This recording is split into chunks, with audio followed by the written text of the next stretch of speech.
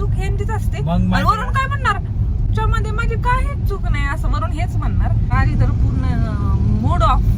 पप्पा मोठे मोठे धोंडे काढा. नमस्कार मंडळी, मी नितिशा स्वागत करते तुमचं आजच्या आपल्या नवीन ब्लॉग मध्ये. असं खूप कमी वेळा दिसतंय की असं मी गाडीत बसले, ब्लॉग चालू केलाय. आणि आता तुम्हालाही कळत असेल की असं ज्या वेळेला होते त्यावेळेला मी गावाकडे जात असते, कारण की मी बाहेर दुसरीकडे कुठे जातच नाही. मी महिन्यातून एक चक्कर गावाकडेच मारत असते. असं झालंय सध्या तरी असंच चाललंय. 1-2 महिन्याला तर गावाकडे चक्कर व्हायला लागली. कारण मग काही ना काही महत्वाचं कारण राहते, त्यामुळं मग गावाकडे जाण्यात येते. आता काय कारण आहे? आता महत्वाचं कारण म्हणजे धोंड्याचा महिना आहे. हा, धोंडे जेवायला बोलवले. हा, तर धोंडे जेवायला बोलवलंय. हो ना श्राव, धोंडे जेवायला बोलवलंय. त्यामुळं आम्ही धोंडे खायला नागपूर वरून गावाकडे चाललोय बरं का. हो, 3 वर्षात येणारी एकमेव संधी. तर आता आम्ही आज चाललोय धोंडे खायला. आणि माहितीये का, मला तर माझी तर इच्छाच राहिलीच नव्हती जाण्याची. कारण त्याचं सांगते, यांनी मला सांगितलं की 12 वाजता आपण निघूयात. 12 वाजता. बरं ठीक आहे, 12चे 12:30 व्हायला पाहिजेत. बरं ठीक आहे, त्यातून अजून 12:30चे 1 व्हायला पाहिजे. तसंही नाही, 12चे डायरेक्ट 2 वाजतात आमच्याकडे, माहितीये का, 2. आणि मग पोहोचायला एवढा वेळ होतोय. हिला लवकर जायचं असतंय आणि सगळ्यांसोबत खेळायचं असतंय, पण ते तर बाजूलाच राहून जाते. हा ना शो. हा, आणि हे एवढ्या उशिरा येतात. एकतर हाफ डे ऑफिस त्यांचं, त्याच्यानंतर निघणार आम्ही आणि 12चा टाइम देऊन ते 2 वाजता घरी येणार आणि मग घाई करणार. चला चला चला, झालं नाही का तुमचं, झालं नाही का, असं करतात. म्हणजे रेडी राहा एकदम. फक्त लॉक लावायचं, लॉकच लावायचं, बाकी नाही. मग शीतयुद्ध होणार, शीतयुद्ध. मग बायको रुसून बसणार, मग बोलणार नाही. मग बायको काहीच बोलणार नाही, शांत बसणार. मी माझा रोल प्ले करते, फक्त मी शांत बसते. मी राग नाही करत किंवा चिडचिड पण नाही करत. मी शांत बसते. करायचं का कॅन्सल, जायचं म्हणजे. आणि ह्यांची चूक असते बरं का, चूक ह्यांचीच असते. आणि वरून काय म्हणणार, माझ्यावर चिडायचं नाही, कारण की याच्यामध्ये माझी काहीच चूक नाही असं वरून हेच म्हणणार. असं झालंय. आणि शेवटी आता 2:30 वाजलेत. 2:30 वाजता आम्ही निघालोय. 12चे 2:30 बघा, माहितीये. असं काय आहे तर मूड ऑफ होऊन जाते इथंच. आणि मग आता आम्ही निघालो. मग आता बघू, आता रस्त्याने जे काय होईल ते तुमच्या बरोबर शेअर करते. श्राव, तुला जाऊ वाटायले का गावाकडे? तिला जाऊ वाटायली, माहितीये का. आणि अगोदर पण म्हणजे तिला जाऊ वाटायचं गावाकडे, पण आता आणखीन एक कारण झालंय, ते म्हणजे मामी आल्यात आमच्या. हो ना, मामी आल्यात, त्यामुळे मामींना पण आम्हाला भेटायचं असते. त्याच्यामुळे आम्हाला गावाकडे आता खूप जाऊ वाटते. असं काय आहे. तर चला, आता आम्ही निघालोय. नागपूरमध्येच आहे सध्या, निघतोय आता. आणि पुढे जे काय होईल दिवसभरात ते तुमच्या बरोबर शेअर करते. अर्धा दिवस. हो, खरंच अर्धा दिवसात. आता आम्हाला जायला तर खूप वेळ होणार आहे, कारण की अंधारच पडल. अंधार म्हणजे काय, किती वाजतील?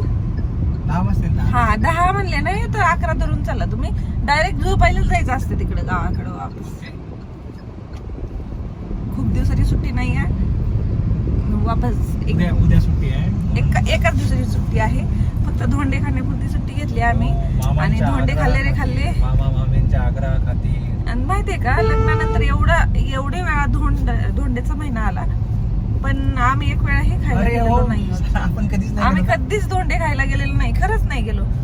सुरुवातीला पण हे इकडे असायच्या आणि सुट्टी भेटत नाही, किंवा एवढ्या लांब धोंडे खायला जाणं परवडतच नाही. खरंच बरं का, धोंडे खायला जाणं काही परवडत नाही.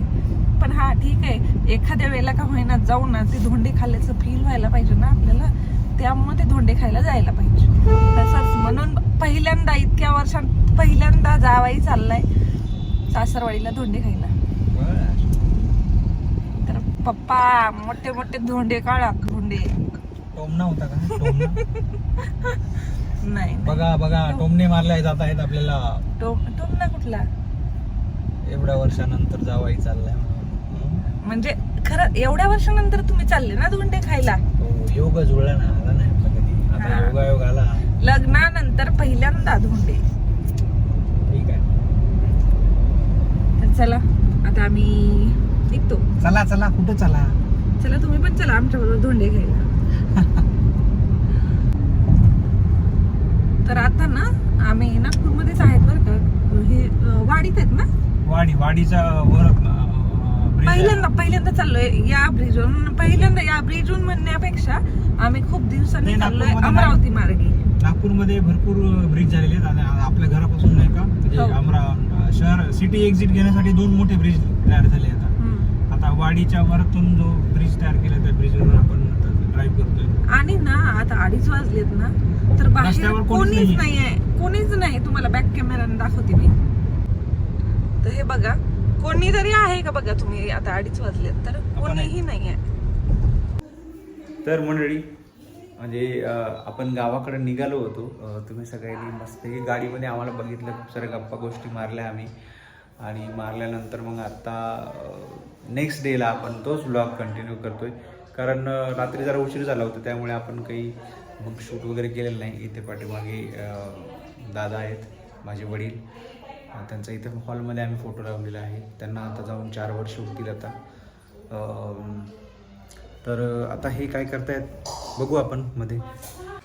तर मंडळी काल ब्लॉग जो चालू केला होता तो काही एंड केला नाही. रात्री आम्हाला 10 वाजले आणि त्यानंतर सगळेजण थांबले होते जेवणासाठी. तर आम्ही जेवण वगैरे केले. रात्री काही मग मी ब्लॉग केलाच नाही कंटिन्यू. मग म्हटलं आता चला करूयात. तर बघा इथं अक्कांची चालू आहे देवपूजा अक्का करत असतात. आणि आज आम्ही करणार आहे धोंडे म्हणजे पुरणपोळीचा सगळा स्वयंपाक धोंडे हे सगळं काही. तर प्रियंकाचं चालू आहे. तिने पण चहा केलाय. बाकीचा पुरणपोळीचा स्वयंपाक सुद्धा तिने चालू केलेला आहे. बऱ्यापैकी आता आमचं पूर्णाचं सगळं आवरलंय. फक्त राहिलंय ते म्हणजे पोळ्या करायच्या आणि धोंडे करायचे. तर ते आता आम्ही करणार आहेत. एक जण पुरणपोळ्या करणार आहेत, एक जण धोंडे करणार आहेत. तर असं काही चालू आहे. चला आज जे काही होईल ते तुमच्या बरोबर शेअर करते. तर मंडळी आम्ही जेवण वगैरे केले. सगळ्यांनी धोंडे खाल्ले आणि मग नंतर निघालोय आता आईकडं. तर थोड्याच वेळात अगदी थोड्या वेळामध्ये आम्ही आईकडे पोहोचणार आहोत. शाहू बघा कशी दिसते. हेअरस्टाईल दाखव तुझी. हा किती सुंदर केलंय बघा.